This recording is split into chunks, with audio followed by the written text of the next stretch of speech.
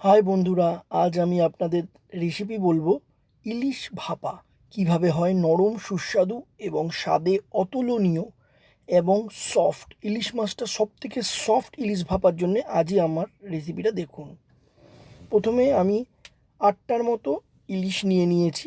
1 kilo ইলিশ। এগুলো কেটে এর যে পেটির পিসগুলো আছে ওগুলো নিয়ে তার মধ্যে স্বাদ মতো প্রথমে ওতে নুন দিয়েছি। তারপর কিছুটা হাফ চামচের মতো ওতে হলুদ দিয়েছি। হলুদ দেওয়ার পরে এটিকে ভালো করে আপনি ইলিশের গায়ে যেন নুন আর হলুদ উভয়ই লেগে যায়, তার জন্য ভালো করে আপনি ওকে মেখে নিন। এমনভাবে করবেন যাতে সব জায়গাতেই এই হলুদ আর নুনটা লাগে। তারপরে রাখার এবার একটা মিক্সচার মেশিন নিন।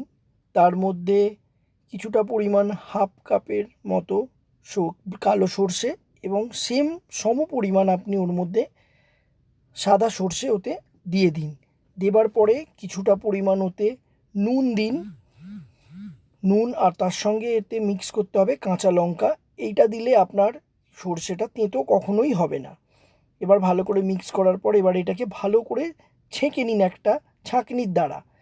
ছেঁকে নিলে হবে এতে আপনার যে স্মুথ একটা গ্রেভি পাবেন এবং এই খোলাগুলো যেগুলো থাকে সর্ষের, খেলে ওটা কখনো কখনো শরীর খারাপ করে, সেই প্রবলেমটা হবে না।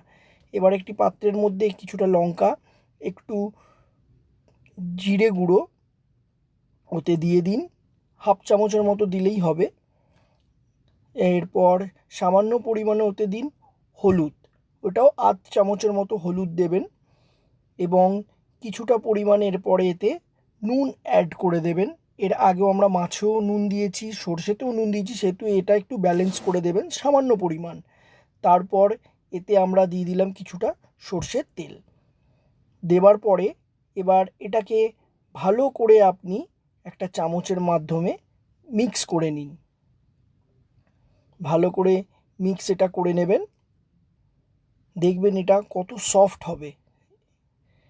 তারপরে এবার একে একে ইলিশগুলো যেগুলো আছে, এই যে সর্ষের মিক্সচারটা আমরা বানালাম ওর মধ্যে এটা দিয়ে দিন। একটা একটা করে দিয়ে দিন। স্বাদে অতুলনীয় টেস্ট হবে, এটা করে দেখবেন একবার এই পদ্ধতিতে। আমি সব ইলিশ মাছ 8টাই দিয়ে দিলাম। এবার উপর থেকে চামচে করে একটুখানি যে গ্রেভিটা আছে, যে সর্ষের পেস্টটা, এটা উপর থেকে সামান্য পরিমাণে দিয়ে দিন। পুরো মিক্স করে নেবেন এমনভাবে যেন চারিদিকে ইলিশ মাছের গায়ে এই সর্ষের পেস্টটা লেগে যায় এবং লাস্টে একটু সর্ষের তেল আবার উপর থেকে একটুখানি ছড়িয়ে দিন। দেবার পর একটা টিফিন কারির মধ্যে দিয়ে এবার টিফিনের ঢাকনাটা আমি বন্ধ করে দিলাম। ভালো করে আটকে দিন।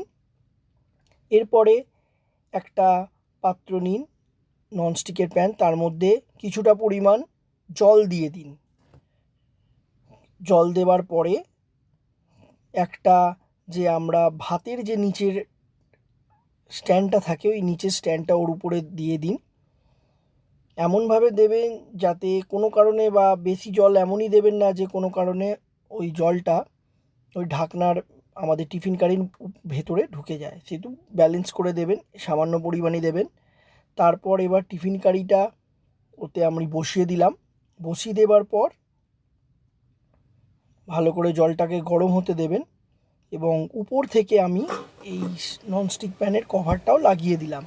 এবার লাগিয়ে দেওয়ার পর 45 মিনিট এটা হতে দিন। হয়ে যাবার পর এবার আপনি টেস্ট করে দেখুন কত সফট এই আমাদের ইলিশ ভাপাটা হবে। খুবই টেস্ট। গরম ভাতের সঙ্গে দিয়ে এটা যদি খান, স্বাদে অতুলনীয়। এবং বাঙালিরা আমরা যে ইলিশ ভাপা খেতে এত পছন্দ করি, এর স্বাদের কোনো তুলনাই হবে না। যদি আপনার রেসিপিটা ভালো লাগে, আমার চ্যানেলটা সাবস্ক্রাইব আর বেল নোটিফিকেশন অবশ্যই টিপে দেবেন। Thank you friend.